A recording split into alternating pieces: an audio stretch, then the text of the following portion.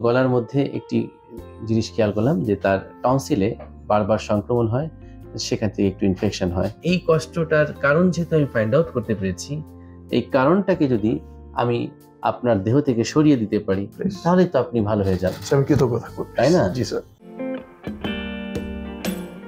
যে আমার নাকে এবং গলার মধ্যে একটু প্রবলেম হচ্ছে, সো দ্যাটস ওয়াই স্যার আমি আপনাকে সার্চ করলাম ইউটিউবে থেকে, এবং আপনার এত সুন্দর সুন্দর কাজ, সব থেকে বড় কথা হচ্ছে আপনার ব্যবহার যখন শুনি স্যার, মানে আমি কি বলবো, আমার এত ভালো লাগে, মানে সাহস খুঁজে পাই, শক্তি খুঁজে পাই।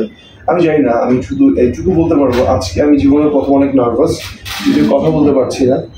আর আমি বলবো যে আল্লাহর কাছ থেকে আপনার ছিল প্রদত্ত আমাদের জন্য একটা গিফট, আশীর্বাদ। এবং এইটুকু বলতে পারি, বাট আপনার গুণাবলীর তো কোনো শেষ নেই। এইটুকু বলবো, আপনার সাথে কথা বলতে কেমন একটা ম্যাজিক্যাল পাওয়ার হচ্ছে আপনার মধ্যে, সেটাকে আমি আই ডোন্ট নো, বাট এত কেন ভালো লাগে।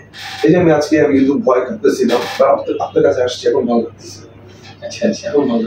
এই মুহূর্তে যে আমার পেশেন্টস সিটে যিনি বসে আছেন, তিনি এই মুহূর্তে আসলে আমার একজন সম্মানিত রোগী, বাট তিনি আসলে একজন মডেল। হ্যাঁ, তিনি অভিনয় করেন, মডেলিং করেন, বেশ ভালো ক্রিয়েটিভ একজন মানুষ। মূলত সে সৌদি আরব থেকে একদিন আমার চেম্বারে আসলেন, এসে তার কষ্টের কথাগুলো শেয়ার করলেন, এবং সেই কষ্টটা হচ্ছে তার নাক দিয়ে দম নিতে কষ্ট হওয়া, অনবরত হাঁচি হওয়া, তাই তো? যে পাশাপাশি আর কি কষ্ট হয়? এর পাশাপাশি শ্বাসকষ্ট হয়, হ্যাঁ, শ্বাসকষ্ট নাকে গলার মধ্যে, ভেঙে যায়, কফ জমে যায়, আচ্ছা, গলা বসে যায়, এখনো বসা।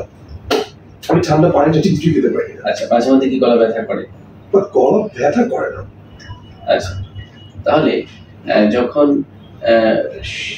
রাজ আমাকে তার কষ্টের কথাগুলো শেয়ার করছিল, আমি তাকে ভালো করে দেখলাম।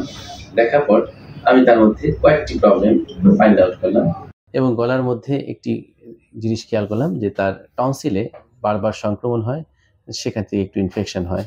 হ্যাঁ, অর্থাৎ এই কন্ডিশনটির নাম আছে ক্রনিক টনসিলাইটিস।